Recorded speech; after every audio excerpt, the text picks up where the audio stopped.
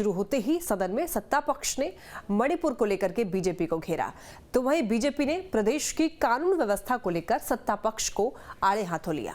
सदन के बाहर भी पक्ष विपक्ष के विधायकों ने जमकर एक दूसरे के खिलाफ नारेबाजी की। हालांकि हंगामे के बाद सदन में वित्तीय वर्ष 2023-2024 का पहला अनुपूरक बजट पेश किया गया। प्रदेश के वित्त मंत्री रामेश्वर उरांव ने 11,988 करोड़ का अनुपूरक बजट पेश किया, तो वहीं सदन में विधायकों ने कई मुद्दों को भी उठाया। और आपको बताएं कि ध्यानाकर्षण के बाद सदन की कार्यवाही मंगलवार सुबह यानी कि कल सुबह 11 बजे तक के लिए स्थगित कर दी गई। देखे होंगे यहाँ प्राची में यहाँ से 5 किलोमीटर दूर पर आदिवासियों की हत्या हो रही है।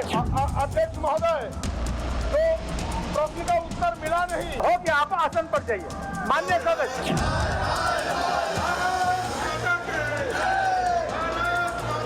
झारखंड विधानसभा के मॉनसून सत्र का दूसरा दिन हंगामेदार रहा, जहां एक तरफ सदन के अंदर सत्ता पक्ष और विपक्ष आमने सामने दिखी, तो वहीं सदन के बाहर भी तस्वीरें जुदा नहीं थी। सत्ता पक्ष मणिपुर को लेकर बीजेपी को घेर रही थी, तो बीजेपी प्रदेश की कानून व्यवस्था को लेकर सरकार को आड़े हाथों लेती नजर आई।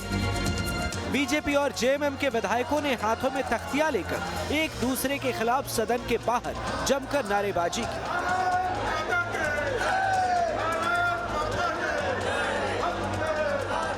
उनको झारखंड की चिंता करनी चाहिए।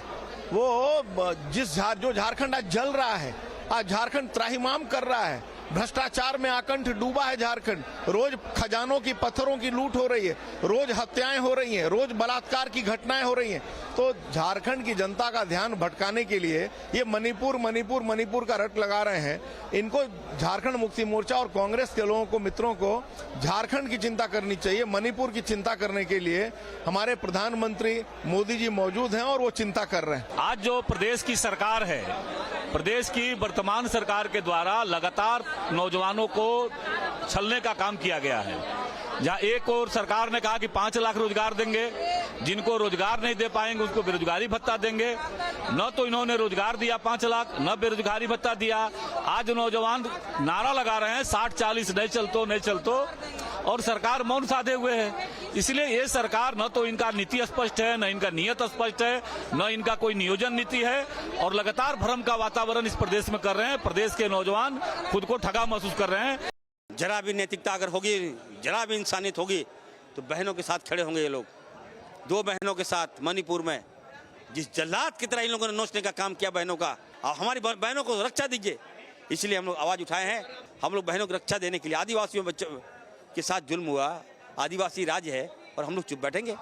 देश एक हो गया हमारा, इंडिया वर्सेस मोदी जी की लड़ाई है।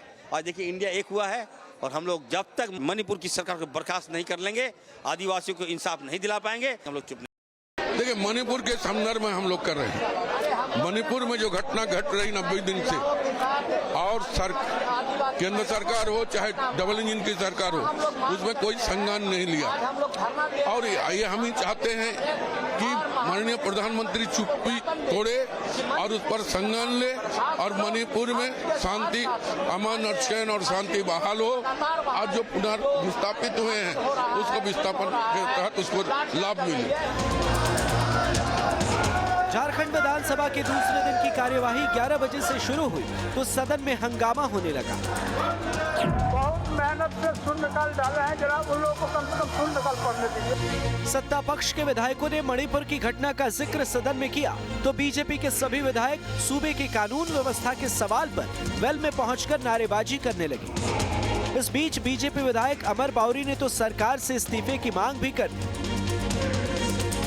आपने देखा होगा कि मणिपुर की घटना जिस प्रकार से मणिपुर में हुआ, अध्यक्ष महोदय, कि जो प्रधानमंत्री साल में कई बार मन की बात कहा है, लेकिन मणिपुर की घटना में उन्होंने चुप्पी साध के रखी है। अध्यक्ष महोदय, आए दिन दुष्कर्म की घटनाएं हो रही है, इसलिए महोदय हम लोग मांग करते हैं कि झारखंड के अंदर जो आदिवासी दलितों की हत्याएं हो रही है, दुष्कर्म हो रही है, गिरते लॉ एंड ऑर्डर पर चर्चा किया जाए। महोदय, गिरते लॉ एंड ऑर्डर पर चर्चा की जाए। इस राज्य सरकार को अविलंब इस्तीफा देना चाहिए। इस गिरती लॉ एंड ऑर्डर पर अविलंब चर्चा करना चाहिए। झारखंड पे जो झारखंड में हो रहा है, झारखंड में जो आए दिन गुंडे और अपराधी हत्याएं कर रहे हैं। सदन में हंगामे को देखते हुए विधानसभा अध्यक्ष ने कार्यवाही 12 बजे तक के लिए स्थगित कर दी, जिसके बाद तय समय पर दोबारा कार्यवाही शुरू हुई तो बीजेपी के विधायकों ने कानून व्यवस्था के साथ ही नियोजन नीति की मांग को लेकर भी हंगामा किया। हालांकि प्रदर्शन और हंगामे के बीच शून्यकाल के दौरान विधायकों ने कई मुद्दों को भी उठाया। वहीं हंगामे के बीच ही सदन में सत्ता पक्ष और विपक्ष के बीच मजाकिया माहौल भी बना। दरअसल जब सदन में मंत्री मिथिलेश ठाकुर विपक्ष के सवालों का जवाब दे रहे थे तो बीजेपी विधायक सीपी सिंह ने चुटकी लेते हुए कहा, अचानक लगा कोई नया सदस्य मंत्री बन गया है। इस पर मिथिलेश ठाकुर ने क्या जवाब दिया, आप भी सुनिए। माननीय अध्यक्ष महोदय, अभी माननीय सदस्य सरजू राय जी प्रश्न पूछा तो कोई देखा मैंने कि कोई नया सदस्य मंत्री बन गया है क्या इस सदन के अंदर, तो इसलिए मैं 2-3 बार प्रयास कर रहा हूं कि कौन मंत्री आ गया। चलिए आप ही से प्रभावित हुआ हूँ। आप यंग, अब लगा कि मिथिलेश बुढ़ापा में इतना जवान है तो हम लोग तो जवानी में जवान रह रहे हैं। आप बुढ़ापा में बाल उड़ रंग के आ रहे, देखिए आप जवान बन के पैंट शर्ट पहन के आ रहे हैं। बाल लगवाए हैं आप, प्रश्न का उत्तर मिला नहीं हो कि आप आसन पर जाइए। माननीय सदस्य, हंगामों के बीच सदन में अनुपूरक बजट भी पेश किया गया, जिसके बाद झारखंड विधानसभा की कार्यवाही मंगलवार सुबह 11 बजे तक के लिए स्थगित कर दी गई।